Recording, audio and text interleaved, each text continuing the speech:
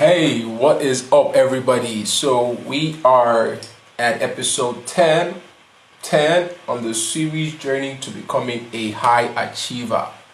How are you guys doing?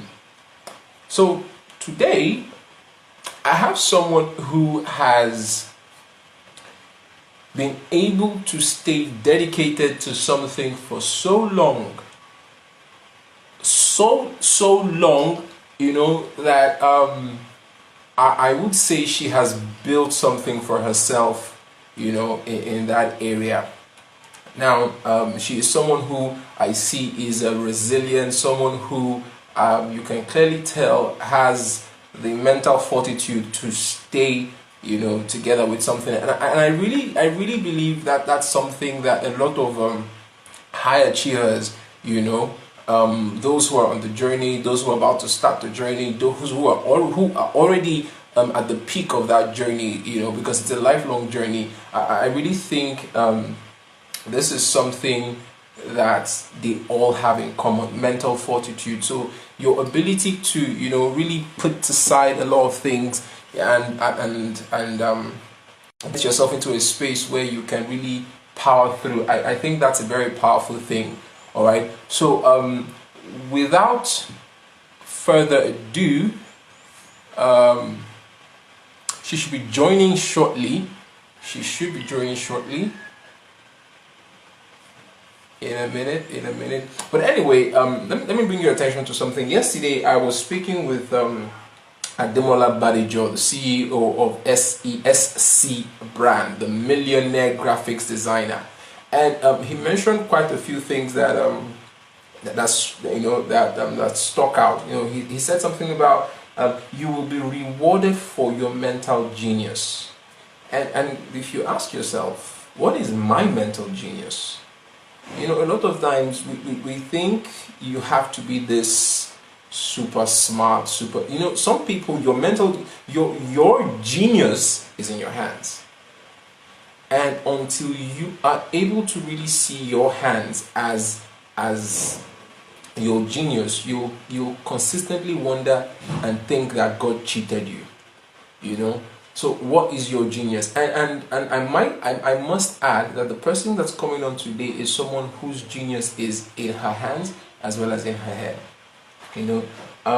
Something else that Demola said is, if you would like to know the will of God, you would have to know the word of God. A lot of times, most people, we struggle with spending time in God's word. And in that struggle, you're always asking, oh God, what is your will for me? What is your plan for me? And until you know what the word of God says, you will not know what God's plan is for you. So let us invite Chizzy to this conversation.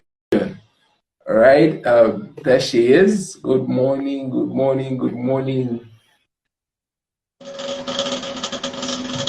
Hello. Hi, Chizzy. Good morning. Good morning. Hey, how are you doing? Hi. I'm fine. How are you? Nice. I'm doing very well. Thank you for asking. It has been a while. Yeah, it has. How's lockdown treating you? Anyway, it's over.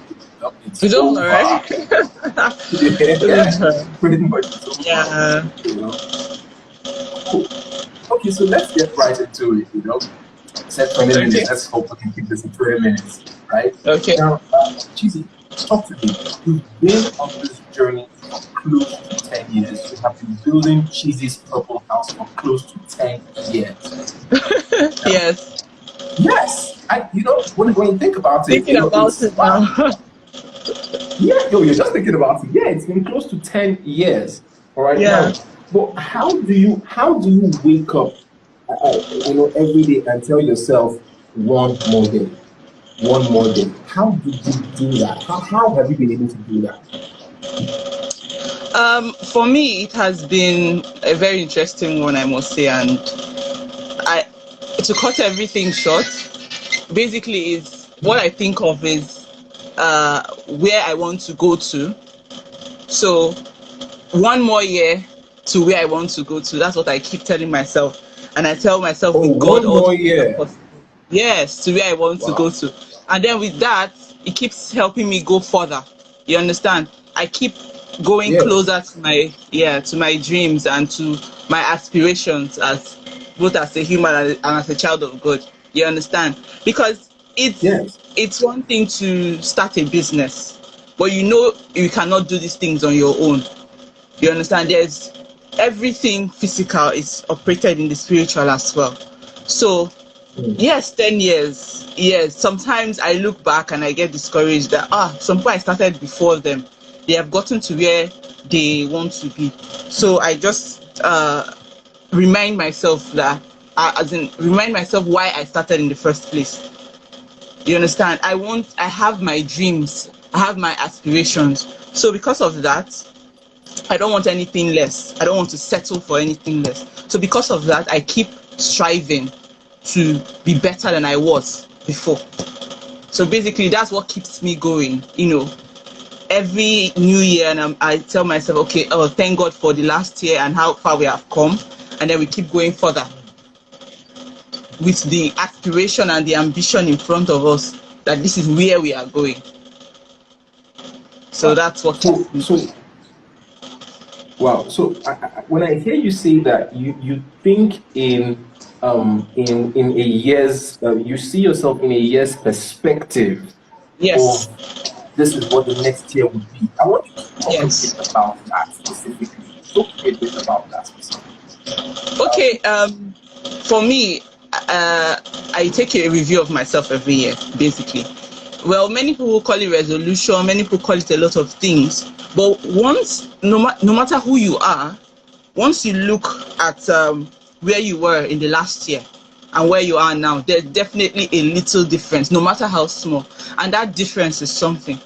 You understand? No matter how Yeah. small we think that difference is, it's a step towards where you're going. So for me, I look at, okay, what have I achieved in the last year? Or I've added, for me, I work with machines and people and all. Has my client base increased? Have I acquired a new instrument or a new machine? Have I been able to add something new? So what did I do wrong in this year? I try to find out what I did wrong in the last year and try to fix it in the coming year. So with that's seeing yourself in the 1 year perspective helps you grow. In as much as in business, many people say, "Oh, write a feasibility study of your 5 year. What's going to be your business going to be in 5 years?" That's fine, but I feel if you do that in every year, in months, check your weekly progress, your monthly progress, and your yearly progress, you find out that you have done a whole lot, and that will inspire you to do much more. Do you understand? So Yeah, I do. that's the way I'm able to do that 1 year planning thing, like I said earlier. Chizzy, you've been a fashion designer for 10 years. Now, Okay. you are older than most. Now, I want to ask, what in your childhood gave you the mental strength to start so early, and keep you focused? What exactly, talk to me a bit about your childhood and how that influenced you starting so early, you sticking with it. What happened there? Well, passion, totally passion, because I was able to have been discovered early, from children camp.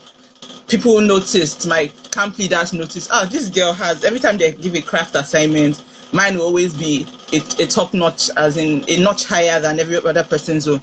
So, it started that way. And then, like that, I would go for craft class. I wanted to be a designer, but I didn't meet up with designing initially. I started with interior decoration. So, because that's what I could find at the time. So I started with that, but I started altering my dresses.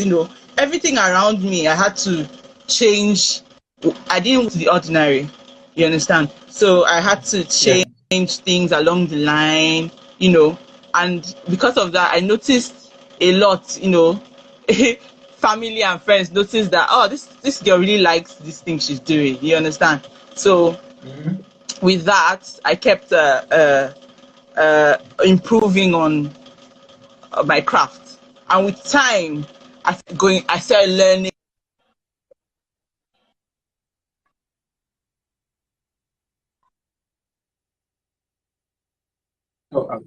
Seven. New, yes, do something new every year. Go attend seminars for designers, interact with other people. I just wanted to get, just to be hired, Yeah. all these years. So, that's it. Yeah. Okay. You said something about friends and family. Yeah. Now, I don't want to assume it has always been roses with friends and family. Um, No. there are some times where they are very positive about the things you're doing. There are Mm. sometimes they can be negative about the Very- things you're doing. Talk to us a bit about yeah. that. Well, Can someone starting off. pin that message? Or can someone help us pin that message? But go ahead, go ahead. Okay, so on starting, yeah. It wasn't all rosy. First of all, when you are growing up in a family, everybody expects you. Oh, you went to school, you studied accounting. Why are you not practicing?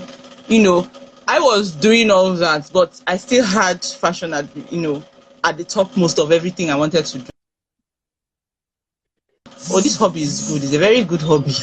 Nobody was really seeing it as something that would be a business. You understand? At the time, like, how Yeah. would you make money? How do you want to convert this your hobby to sales? And I also struggled with that because I was quite young and I didn't really know much. You understand? So initially it was like, Yeah. what am I even? Some days I wake up and tell myself, what am I really doing? Let me just, and because of that, I went and I got a job and I was still not satisfied in the job. Even in the job, I was still doing my fashion designing. Sometimes my supervisor will come and meet me in my corner teaching something. It caused a lot of issues initially, but with time, family and friends noticed that there's no other thing this girl wants to do apart from this thing. So let's just help, you know. And somehow I'm very grateful. I have a very supportive family. You know, initially they wouldn't want to pay for services, but now because I have been able to prove myself to be better. Now they now give me referrals. They now bring people to shop from us and everything. So I feel Yeah. personally, if I'm to advise someone that wants to be like me, I would say don't stop. You understand? Because as long as you can keep going, there is no stopping. No, you can't stop. You just have to continue. You have to, it's not about proving anybody right or wrong. It's just about getting to where you want to be. And that's I'm still on that journey. Now, you said something about family and friends eventually coming around and starting to support Yes. you and, really do some things for you.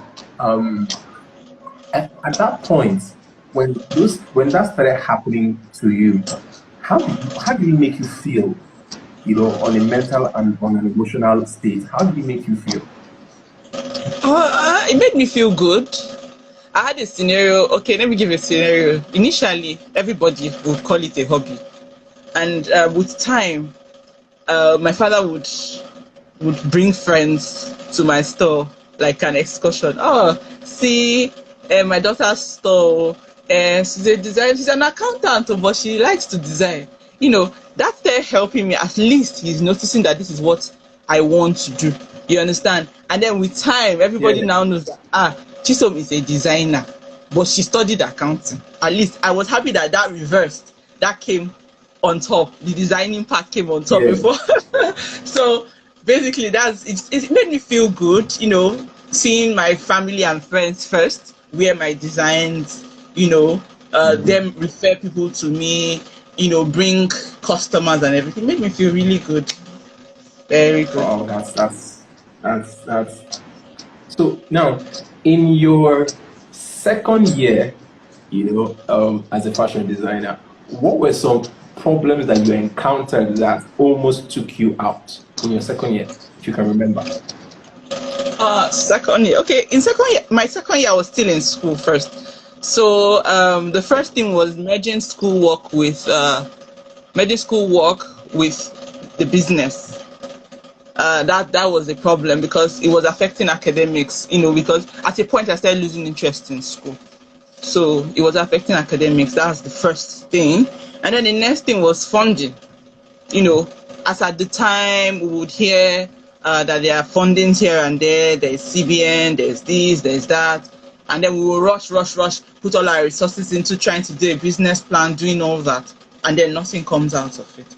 So it became very difficult, you know, having to hold the head above water, you know, trying to establish the brand good enough that it will be sellable. So as my second year, I had that, and then I had issues with my, you know, of course, because I was this new startup, I had to learn to finish. Hi, Chigo. Chigo. Hi, Chigo. Okay, I've acknowledged my day. So anyway, so initially it was difficult to, you know, get funding for the business, and then I also had issues with getting my finishing to a standard that people would not reject it. You understand? I wanted to get it to a standard that people would accept it, because first of all, notion of I wanted every kind of woman to wear my clothes. That I'm not a luxury brand. I never call myself a luxury brand. I might improve to that later, but for now, the dream, the mission, the everything is I want every kind of woman, tall, short, fat, rich, middle class, everybody to be able to find something in Cheesy's Purple House to wear. So that's with that. I like the ring to that. It has a nice ring to it. Yeah, so Cheesy's it Purple helped House. me. Yes, Purple House. So I want to be able to walk on the streets and that, oh, I know that design, that's my design. So with that, I kept trying to find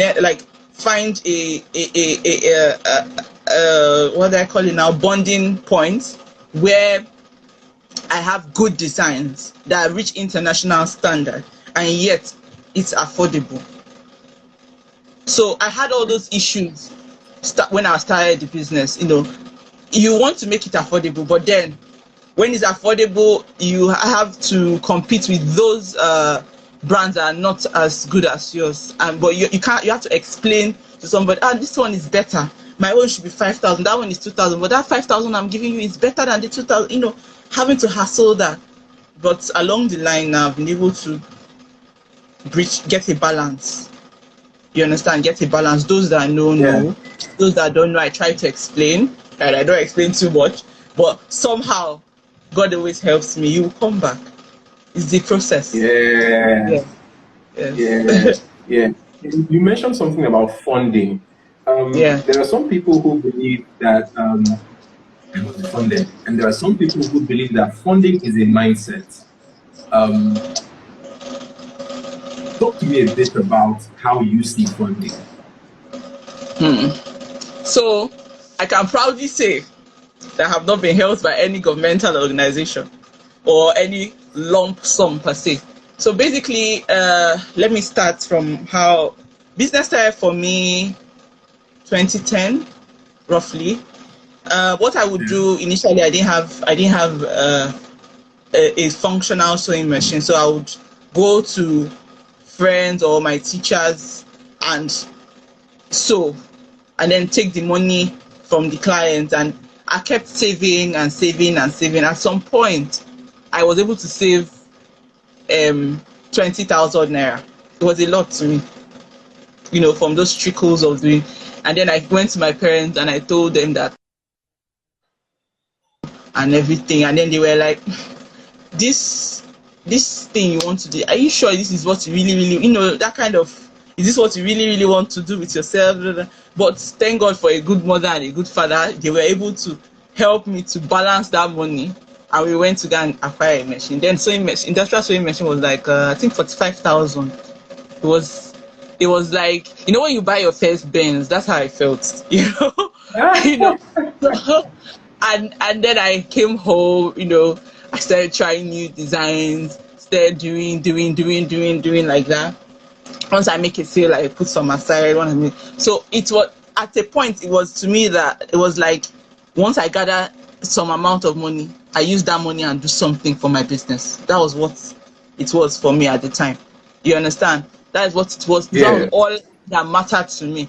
You understand? So with that, we have seen growth. It has been, yes, it might have been slow or anything, but yeah, that's how we have been seeing growth. So for me, if you are lucky enough as a business person to get huge funding into your business, perfect. But if you do not, please, savings always work. Please try and save towards a project. I want to get a machine today. I want to buy a scissors tomorrow. So that's it. I feel as business people, we should not just swallow all our profit. You should have, what do you want to add to your business, and So for me, that was the way I did mine. Yeah. So with time, kept on adding stuff. Now you talked about finishing earlier. Okay. Take me back to about maybe your first or your second year, particularly when you were making clothes for yourself. Were there times where you make an outfit and the outside looked, really all, but when you look inside, the inside looked like a construction site? Talk to me about that.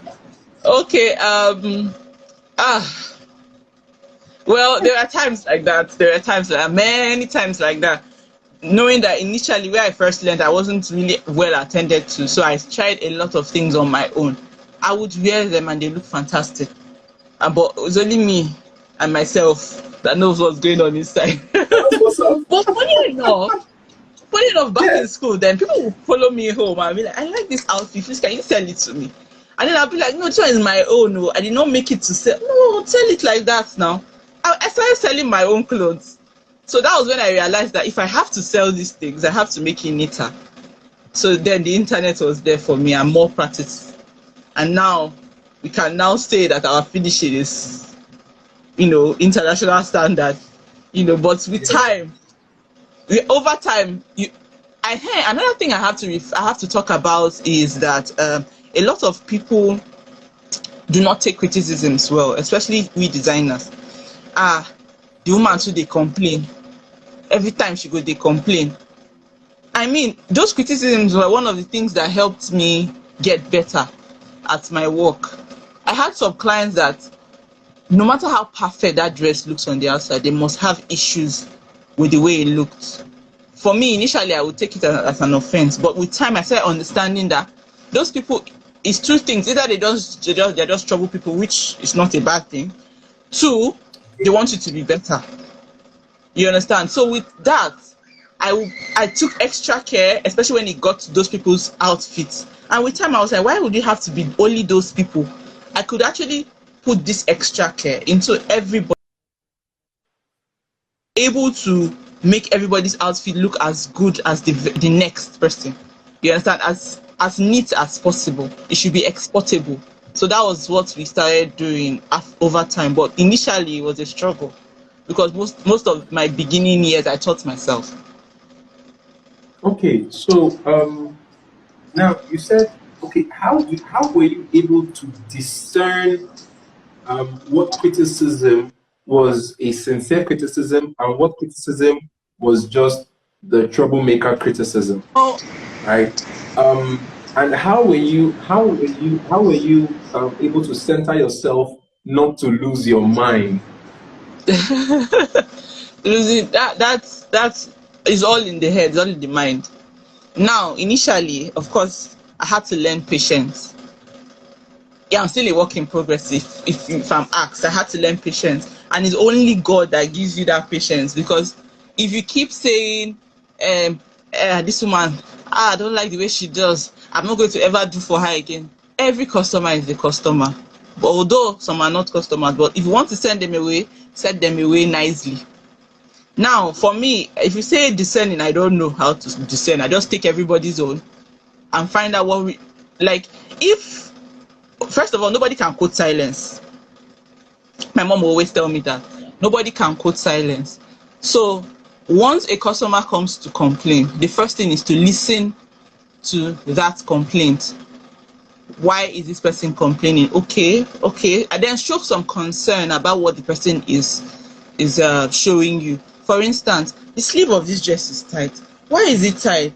Okay, look at it. When I bend my arm, I don't feel comfortable. And to you look at it that, well, when you took this measurement, this person was slimmer. but now she has come to try the outfit, she's fatter, but whatever. Okay, Ama, why is it okay? We can loosen up this part, we can loosen up this, we can do that, we can do this, we can do that. Sometimes, very often, as in more often than not, some people actually end up taking that dress like that without the amendment. Have shown some sort of concern that you actually cared about what the person was complaining about. Sometimes they just make do with what they have, just take it like that. Oh, don't worry, I will manage it like that. Oh, I'm on a weight loss journey, I will try and lose weight, I'll wear. That's like a typical scenario of what happens, you understand, at the store. So basically, I feel we should be patient as business people and good listeners to want to bring out money and give you. You understand? So once someone is able to bring out money to give you for a service, that means the person believes that you can actually give the person a good end result. So please, if it's about discerning or not discerning, yes, that came along, with the feeling of the Holy Spirit coming into me and everything. But then again, you need patience. Down, we talk so badly at you, and once you are silent, they can't quote that you were nasty to them. You understand? So I feel first thing is to learn patience. You can't be rude as a business person. You can't. Awesome. You said something Hello, about being Adesua. able to send clients Hello, away sir. nicely. You said something about being able to send clients away nicely.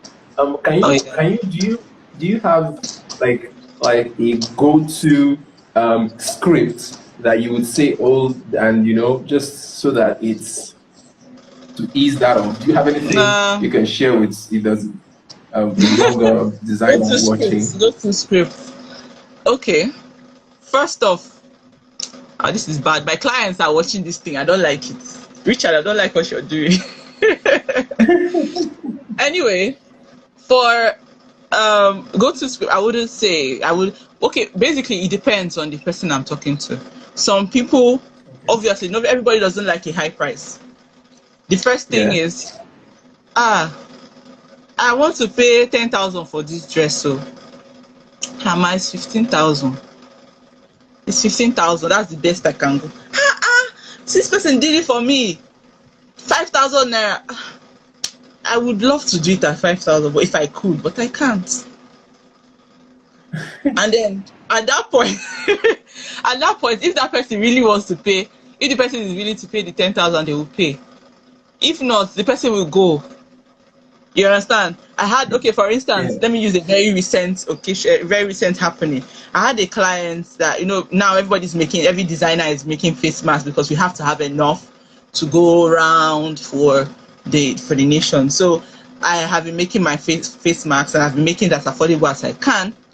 And then this lady sends me a message. Hello, how are you? People are now doing face masks. So I want for me and my family, we are 6. How much? Mine is 500 for one. But if you are buying this, I'll give you this discount. Okay.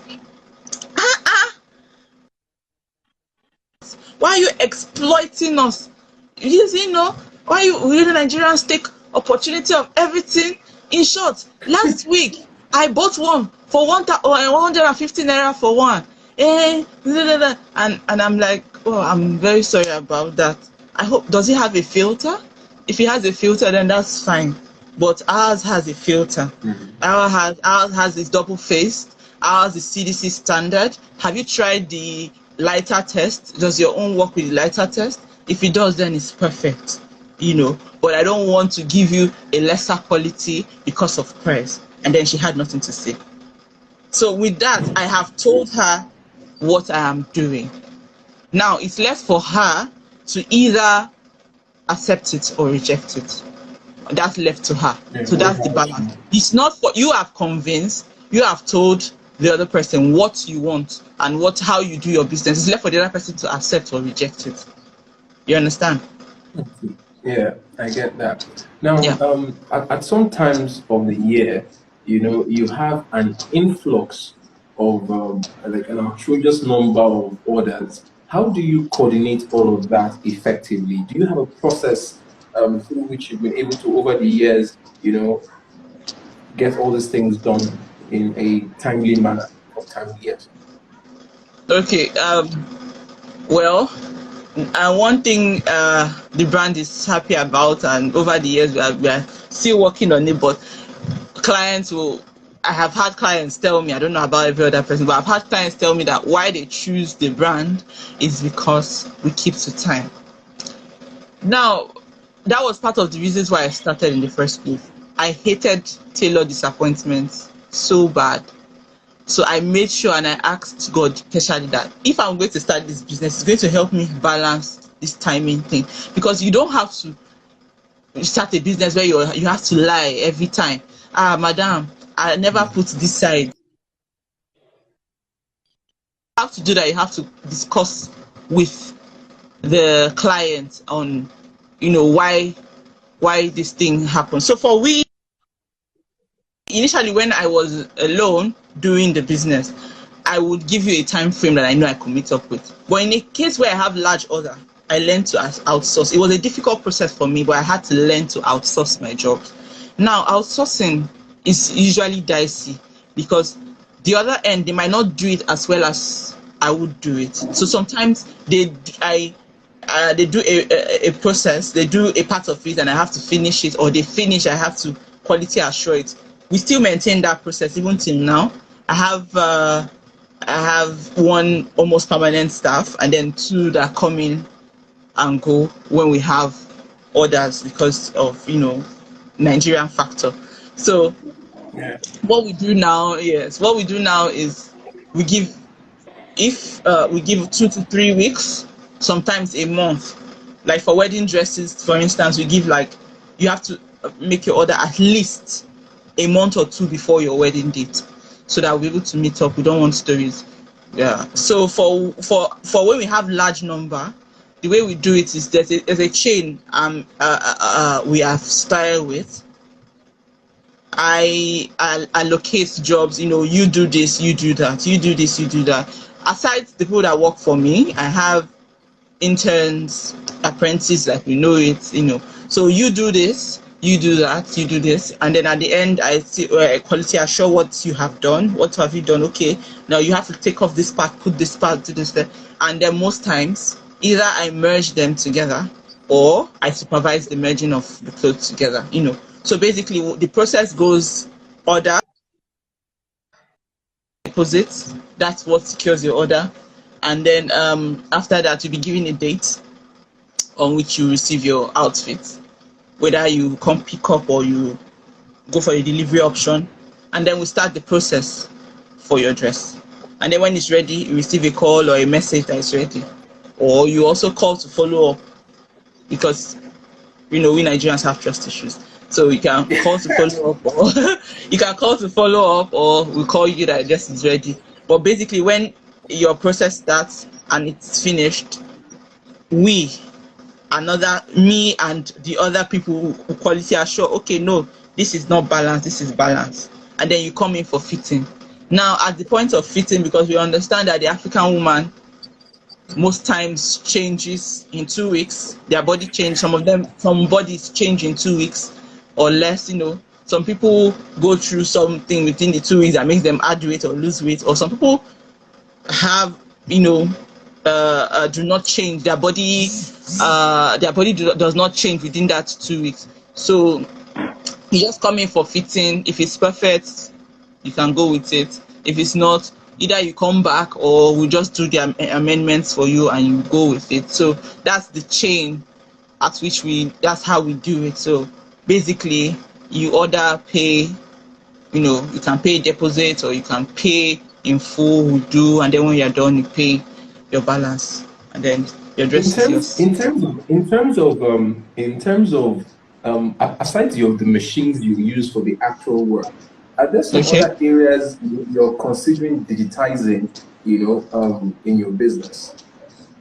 Okay. And in the past year, using technology.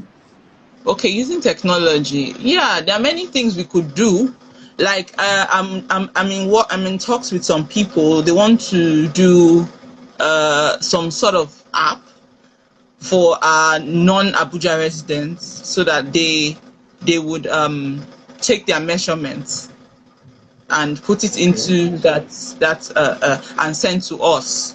Now, Okay. all we do is we work with that measurement, and because sometimes we have this issue of, oh, you're not in Abuja, okay, you can't come in for measurement. Then you snap the one that your previous tailor took, and then sometimes you don't understand the writing, or so before now, how I've been doing it is I have a WhatsApp what they call it, template I just send to people, then you just fill up.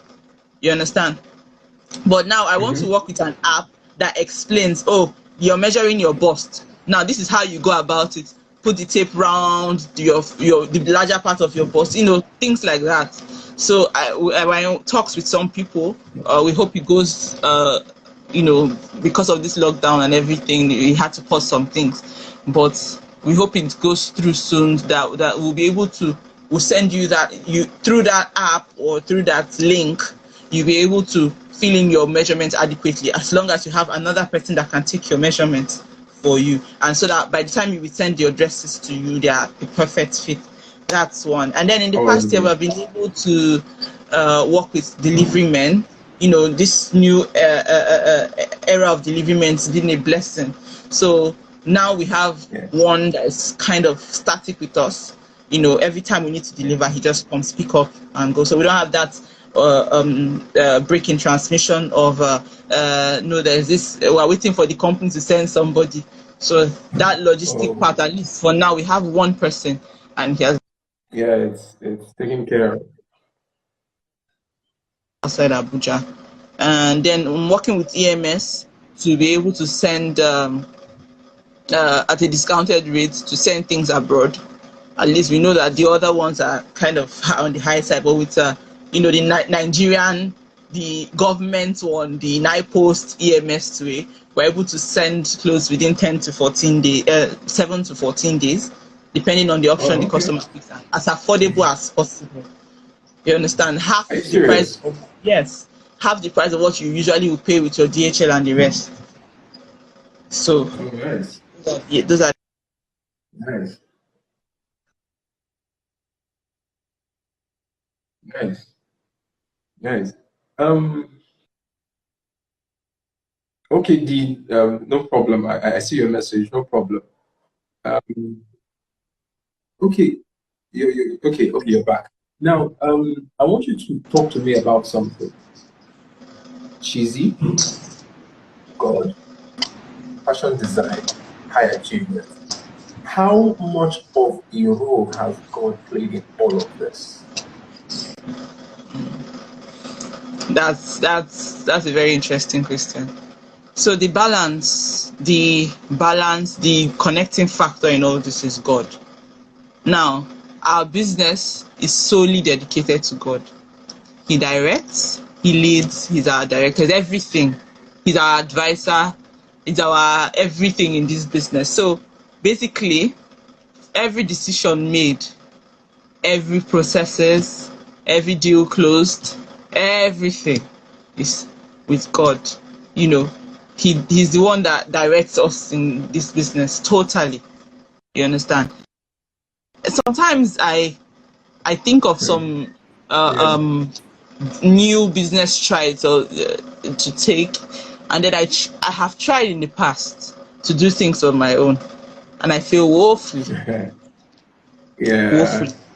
So to be a high achiever, man, that word even sounds very, you know, interesting to me right now. Out there. High achiever, but it's great. It's great. Um, it's just been God. There are Yeah. sometimes he has he has taken some business away from me, and I sit down and I cry, and I'm like, why? I thought I was this close. And then after some weeks or some months, I realized that, oh, Lord, I see what you're doing. He That just winks was at me and be like, oh, Lord, I see what you're yeah. doing. Like, you're great. You get. So I feel in every business, God should be, he should be the creative director. He should be everything. He should be the CEO. You know, he has to be in front. He's the one that would lead you. He's the one that would direct. Every decision made, every machine, everything bought, every staff employed, every factor, God has to lead. You know, right now I'm working with an interesting staff. Well, he's not watching, but I thank God every day for the guy, because you know, when I was looking for somebody, as I said, I had tried things on my own. People will come, make me lose a lot of money. They do bad work, and I can't, you know, we'll have issues, separate, you know, different things. And this time I told God that please, I need someone that will come and stay. Not just staying, will be good, and I will be able to relax and rest, that I have this person working for me, and I can rest, and I can try other aspects of this business. And that day I had this leading to speak to one of my friends, and I told her, see girl, this is what I'm facing. Like, can you refer someone to me, because you've been in this business before? And she was like, okay, I'll send you 5 numbers. They have worked for me before I moved out of the country, but this and that. I was like, okay. And then she sent me those numbers, and I just said a little prayer, Lord, direct me to the one. That one. I don't want to, I'm tired of test running this thing. Just direct me to that one. And I made that call. I called the first person. The person didn't pick up. I now called the next number. I called the next number, and it was this guy. And I said, okay, see you. This is where I stay. Can you make it? Can you come? And then he came. We did the interview. We tested. I was like, initially, my mom was nudging me, and you cut the cloth and tell him to do it. I'm like, no, if you want to work for me, you have to also learn how to cut. Even if you don't know how to, let me see what you can do. So this is a clothes. This is my clothes. Measure me. Do everything. And then he did. And I was like, wow, like, so actually someone can actually do something for me, like actually sew for me. This is perfect. You understand?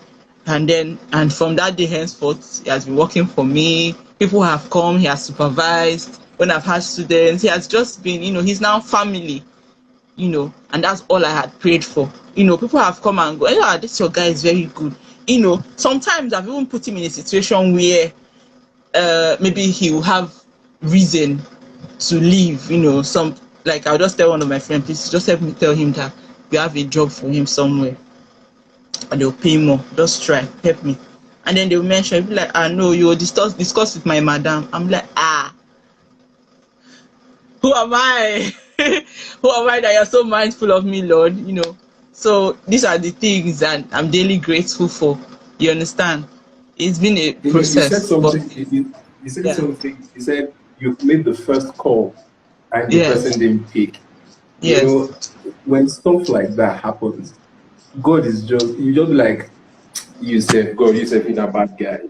Yeah. You know, those moments, you know, you can't help but thank God for the relationship you have with him, because that relationship is the only reason, you know, you're able to get things like that. Now, yesterday I was talking with Demola. You know, Demola said, he was talking about how when you're in a fix, you can simply turn and say, God, please help me. And we eventually agreed and said that your ability to turn and say, God, please help me, will come first only from a relationship with him. If you don't have that relationship, you cannot just go and say, God, help me. Almost, it won't work. It won't work. You know, God is not like tissue paper that you can use and at will and throw away. He's more than that. Man, Cheesy, man,